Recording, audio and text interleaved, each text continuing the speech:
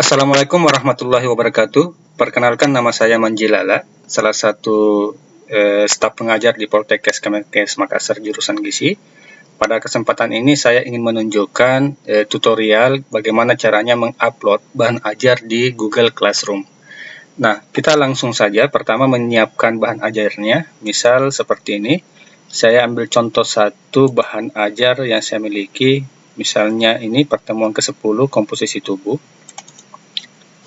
Kita buka PowerPoint-nya. Nah, apa yang akan kita lakukan pada PowerPoint ini ialah saya akan menginsert atau saya akan memasukkan narasi dari setiap slide yang ada di PowerPoint ini. Sehingga nanti ketika mahasiswa mengunduh file PowerPoint ini, maka penjelasan yang saya berikan terhadap setiap slide yang ada di PowerPoint ini juga bisa didengarkan oleh mahasiswa yang bersangkutan. Oke, bagaimana caranya? Caranya adalah seperti ini. Setelah terbuka, masuk ke menu slideshow, terus pilih record slide, terus pilih bagian pertama. Oke. Pastikan kedua bagian ini tercentang, kemudian start recording. Begitu Anda mengklik menu start recording, maka pada saat itu PowerPoint ini mulai merekam suara. Ya, di sini silakan Anda mulai menjelaskan slide per slide. Jadi misal kayak gini tampilan awal, berarti Anda harus menyapa dulu mahasiswanya, apakah mengucapkan salam atau bagaimana atau pendahuluan. Setelah selesai, Anda lanjut ke slide berikutnya, biasa pindah ke slide berikutnya. Anda jelaskan lagi slide ini, apa maksud dari slide ini, apa yang ingin dicapai dan seterusnya. Silahkan memberikan penjelasan seperti biasa yang Bapak Ibu sekalian lakukan ketika mengajar di dalam kelas. Lanjut ke slide berikutnya. Ini hanya contoh saja, tergantung slide yang Bapak Ibu sekalian miliki.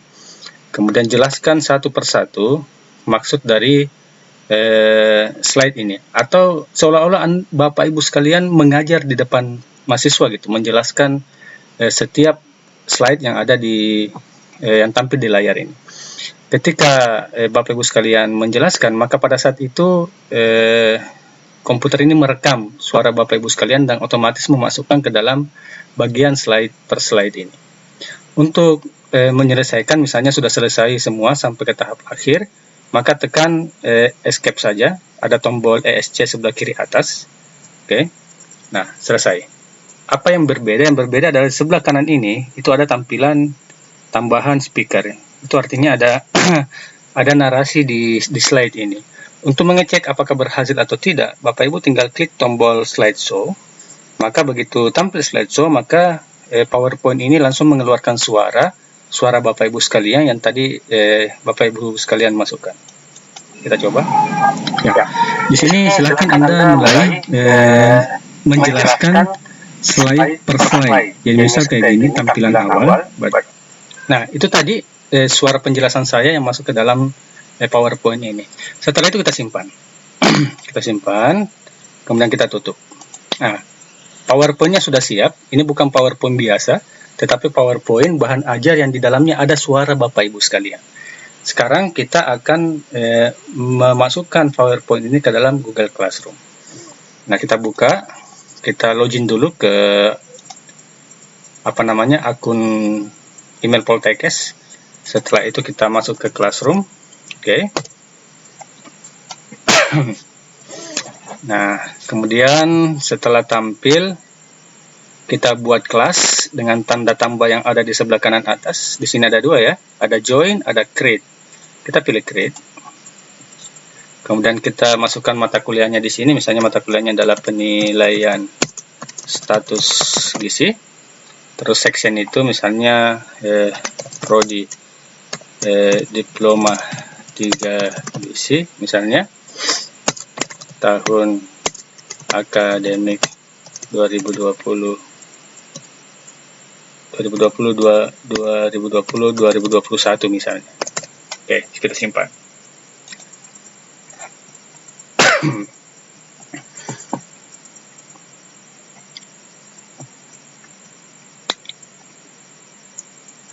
Kelasnya sudah terbentuk.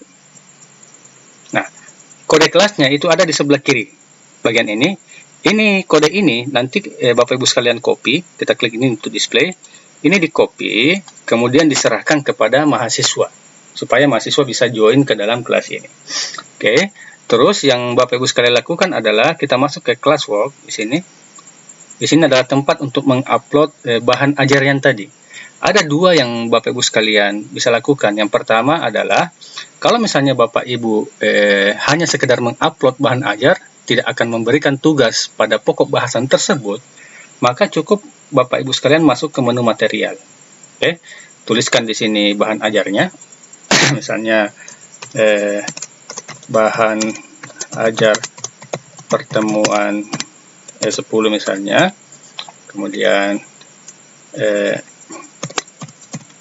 pokok bahasan ini misalnya pokok bahasan ini menguraikan informasi tentang komposisi tubuh dan seterusnya dan seterusnya.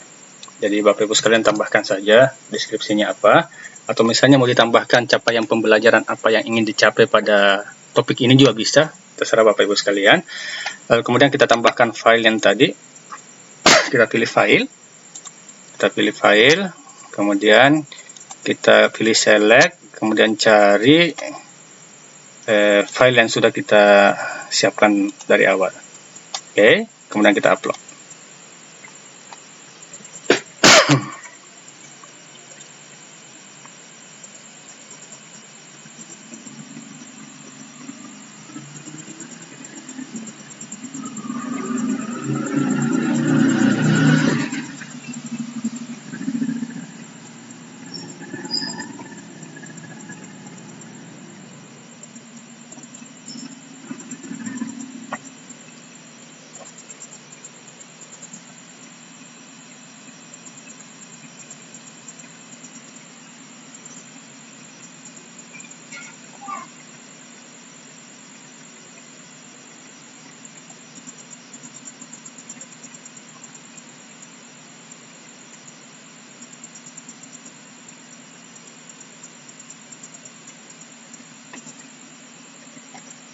Oke, sudah selesai, filenya sudah ada di sini. Terus kita post. Bahan ajar sudah ada di sini. Nah, bagaimana kalau misalnya bahan ajar ini bukan hanya sekedar kita upload, tetapi ada tugas yang harus diberikan ke mahasiswa terkait dengan bahan ajar ini? Maka sebaiknya Anda masuk ke assignment, bukan material. Material itu hanya mengupload bahan ajar toh. Kemudian bisa Bapak Ibu sekalian masuk ke assignment. Oke. Nah, sekarang kita masukkan judul tugasnya. Misalnya tugas pertemuan 10, komposisi tubuh. Oke. Misalnya instruksinya adalah buatlah resume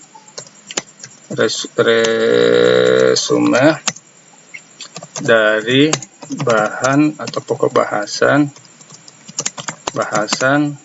ke-10 tentang komposisi tubuh. Panjang resume maksimal 500 karakter misalnya. Atau misalnya resume terdiri atas 300 sampai 500 karakter. Kenapa karakternya harus dibatasi? Supaya mahasiswa belajar bagaimana membuat kalimat yang efektif, to the point gitu terhadap tugas yang kita berikan. Nah, ini instruksinya, ini hanya contoh saja. Lalu kemudian bahan ajar bisa kita upload di sini, kemudian di sini kita upload bahan ajarnya. Oke.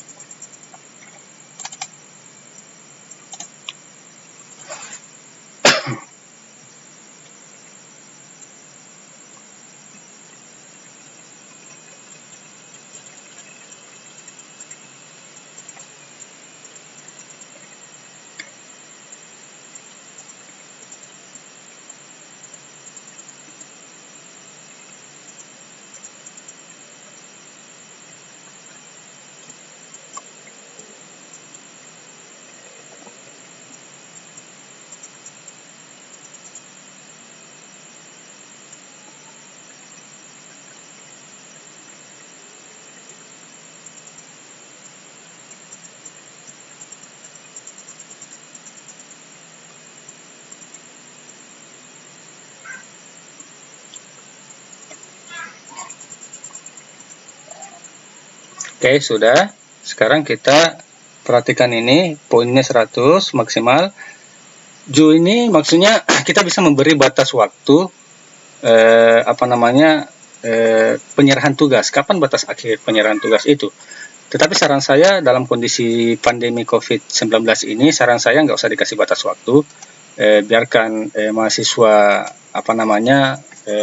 mencari waktu kapan dia bisa menyelesaikan tugasnya, mengingat beberapa mahasiswa kita itu berada di wilayah yang sulit signal, sehingga dia membutuhkan waktu-waktu tertentu untuk bisa mengerjakan tugasnya. Jadi kita abaikan saja ini, tetapi kalau dalam situasi normal, itu bisa Bapak Ibu sekalian memberi batas waktu, misalnya minggu depan harus dikumpulkan, atau 2 minggu depan harus dikumpulkan. Oke, tapi kalau dalam situasi seperti ini, sebaiknya kita abaikan saja batas waktu ini. Setelah selesai, kita beri tugaskan, kemudian biarkan dia berproses. Nah, selesai. Kalau kita masuk di stream, maka akan muncul dua bagian, satu bahan ajar, satu assignment gitu. Nah, sekarang saya coba login masuk sebagai mahasiswa. Ini saya masuk sebagai mahasiswa. Oke, saya login, saya ambil satu user, satu akun mahasiswa. Oke.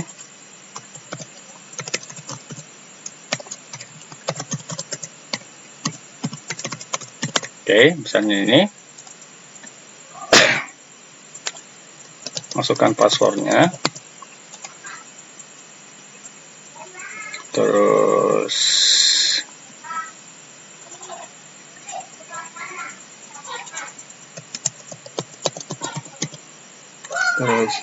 POTOZONST.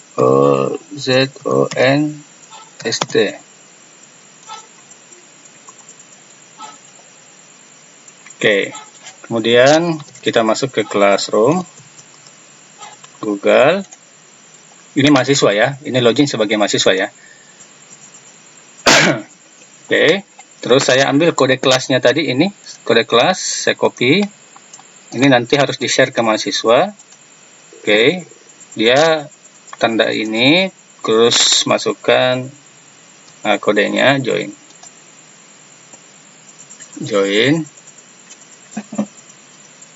Oke, nah setelah dia join, muncul nih kelasnya nih, penilaian status gizi. Nanti ada muncul nih dua. Kenapa dua? Karena tadi dosennya mengupload dua. Satu di bagian material, bahan ajarnya tanpa ada tugas. Satu lagi ada tugas yang dilengkapi dengan bahan ajar.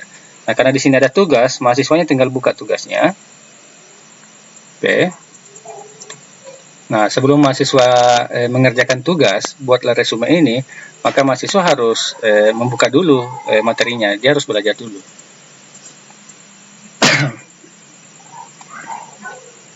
Oke, klik ini. Karena di Google Classroom itu tidak bisa memutar narasi yang sudah tersimpan dalam PowerPoint ini, maka mahasiswa harus mendownload PowerPoint ini. Caranya ada titik segitiga di sini, kemudian pilih in new window, kemudian mahasiswanya unduh, di-download nih. Download.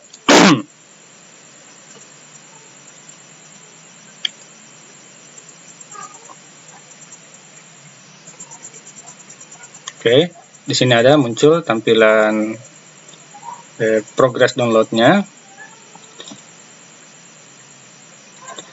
Nah, setelah nanti sebentar ini berhasil terdownload, maka mahasiswa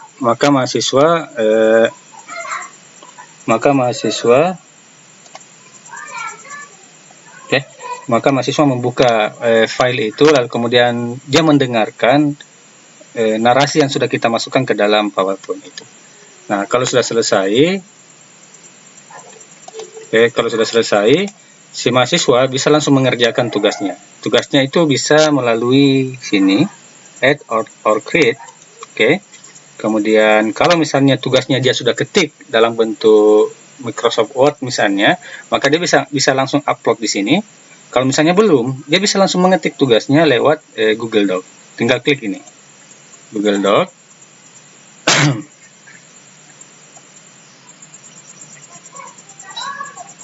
Oke. Setelah itu klik bagian ini untuk mulai mengetik. Nah, si mahasiswa bisa mengetik tugasnya di sini. Misalnya tugas pertemuan 10. Oke. Komposisi tubuh. Nama misalnya Nur Fahmi. Oke. Prodi D3. Oke, silahkan dia menguraikan jawabannya. Misalnya materi atau pokok bahasan ini menguraikan tentang pengertian komposisi tubuh dan seterusnya. Tapi kalau misalnya si mahasiswa itu tidak mau mengetik, oke, dia bisa berbicara saja, lalu kemudian apa yang dia ungkapkan bisa terketik di sini. Caranya masuk di tools, kemudian voice typing, kemudian pilih bahasa Indonesia, kemudian klik gambar speaker ini. Kita pilih allow. Oke. Jadi mahasiswa bisa langsung mengetik. Oke. Jadi mahasiswa bisa langsung mengetik apa yang dia ungkapkan di sini. Oke, tapi ini tergantung jaringan. Kalau sudah, ini tinggal di close saja. Sorry, ini ya oke, sudah di save. Oke, sudah. Setelah itu kita tune in. Mahasiswanya klik ini, lalu ada penjelasan, tune in. Oke. Lalu kemudian selesai. Nah, sekarang kalau misalnya besok lusa si mahasiswa mengatakan, kayaknya jawaban saya kemarin itu keliru deh.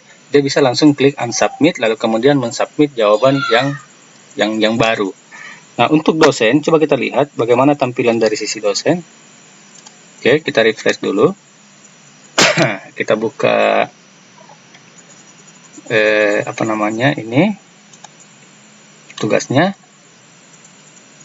Oke, di sini muncul satu orang yang telah menyerahkan tugasnya, namanya Nur Fahmi. Saya tinggal klik ini tugasnya. Kelebihan Google Classroom, semua tugas yang disetor oleh si mahasiswa itu kita tidak perlu download, jadi dia tidak akan membebani laptop atau komputer Anda. Semua tampil seperti ini, kita bisa langsung membacanya. Jadi seperti ini, anggaplah ini tugasnya. Nah, kalau misalnya tugas ini belum lengkap dan tidak sesuai dengan harapan, kita bisa mengirimkan pesan ke dia. Misalnya, mohon perbaiki jawabanmu, keliru total, misalnya gitu. Oke, kita tinggal post. Nanti dia akan ada notifikasi masuk ke mahasiswa bahwa ini harus diperbaiki. Tapi kalau misalnya sudah cukup, lalu kemudian kita mau memberi nilai, maka kita kasih nilai. Misalnya nilainya adalah 90. Oke, kemudian kita kasih ucapan selamat, tugasmu bagus, misalnya. Oke, lalu kemudian kita post, kita return. Oke. Nah, kita return supaya ada notifikasi ke mahasiswa bahwa nilainya segini. Nah, sekarang coba saya masuk ke sisi mahasiswa. Apa yang muncul? Ini dia, sudah muncul nih. Jadi 90 dari 100. Jadi mahasiswa bisa mengucapkan terima kasih Pak atas nilainya. Nah, kemudian kita kirim. Nanti yang muncul dari sisi dosen. Oke. Kita refresh. Oke. Nah, ini muncul nih jawaban dari si mahasiswa. Terima kasih Pak atas nilainya. Nah, yang menarik dari Classroom ini adalah nilainya itu otomatis terekap gitu. Jadi misal kayak ini, jadi kalau misalnya semua mahasiswa sudah mengirimkan tugas dan kita sudah memeriksanya, maka nilai si mahasiswa akan terkumpul di sini. Dan ini kita bisa unduh dalam bentuk Google Sheet atau ke Excel. Saya kira demikian penjelasan tentang bagaimana menyiapkan bahan ajar dalam bentuk PowerPoint yang ada narasinya, setiap slide, lalu kemudian PowerPoint itu kita upload ke Classroom, lalu kemudian bagaimana kita memberi tugas kepada mahasiswa, bagaimana mahasiswa menjawabnya, lalu bagaimana dosen memeriksanya, memberikan nilai, dan memberikan umpan balik dalam bentuk percakapan. Terima kasih atas perhatiannya, sampai ketemu pada tutorial berikutnya. Assalamualaikum warahmatullahi wabarakatuh.